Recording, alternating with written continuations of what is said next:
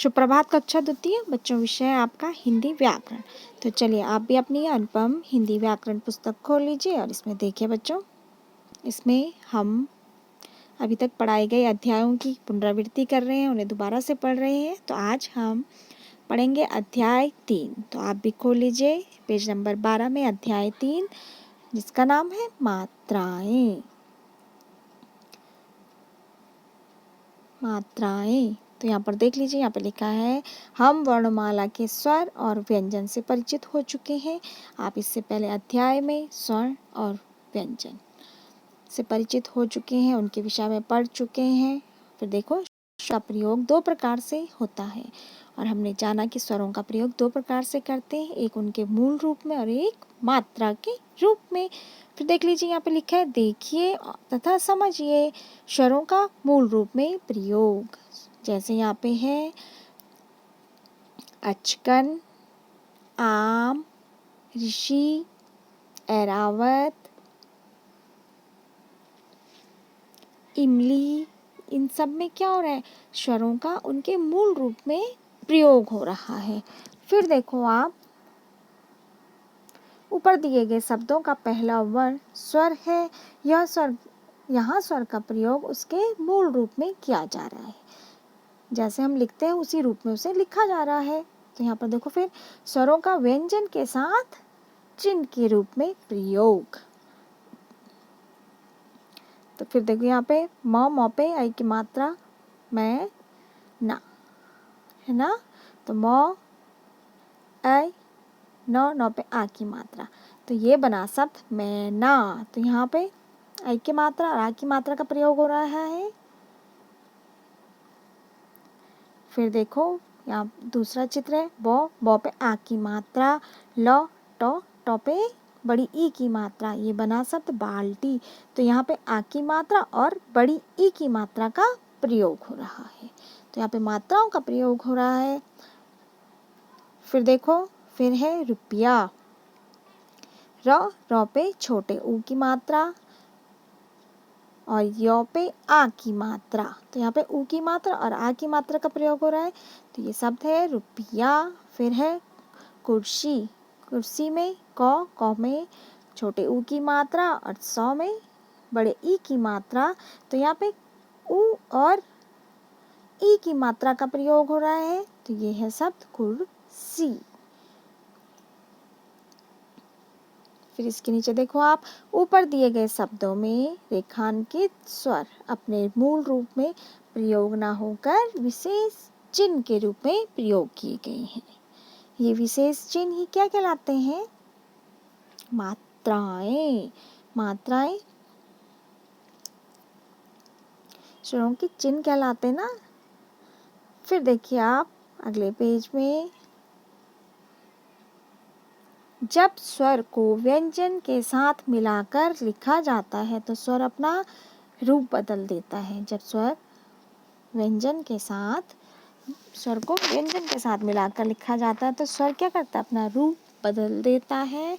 स्वरों का के अपने विशेष क्या होते हैं, चिन्ह होते हैं, और यही चिन्ह उनकी मात्राएं कहलाती हैं। आओ मात्राओं से बने शब्दों को पढ़ें और सीखें। तो यहाँ पे है अ स्वर की कोई मात्रा नहीं होती, किंतु सभी व्यंजन अ स्वर की सहायता से बोले जाते हैं। आपको पता है कि सभी व्यंजन किसकी सहायता से बोले जाते हैं, अ स्वर की सहायता से। और जब इन्हें व्यंजनों को अ रहित लिखा जाता है, अ से अलग करके लिखा जाता है, तो उन पे क्या लगता है, हलंत लगता है।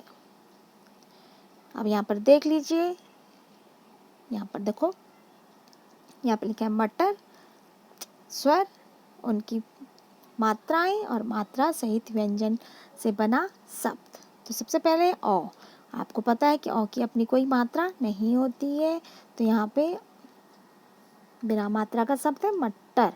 म अ, यहाँ पर देखो म यहाँ पे अ अलग लिखा गया है, तो यहाँ पे म पे क्या है, हलंत।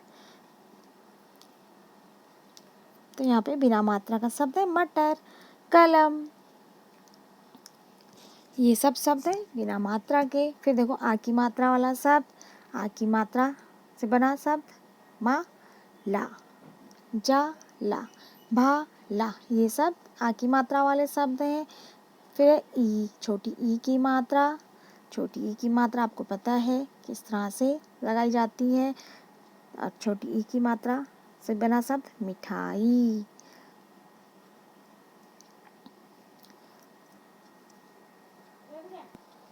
मिठाई और हिरन, ये सब शब्द हैं छोटी ई की मात्रा वाले। फिर देखो बड़ी ई की मात्रा, बड़ी ई की मात्रा इस तरह से वन के पीछे लगाई जाती है।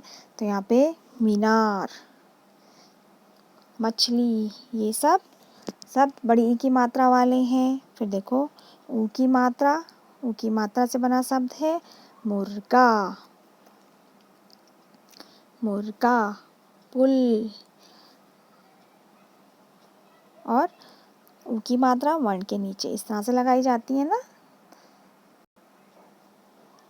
फिर है बड़े ऊ की मात्रा, बड़े ऊ की मात्रा वर्ण के नीचे इस तरह से लगाई जाती है।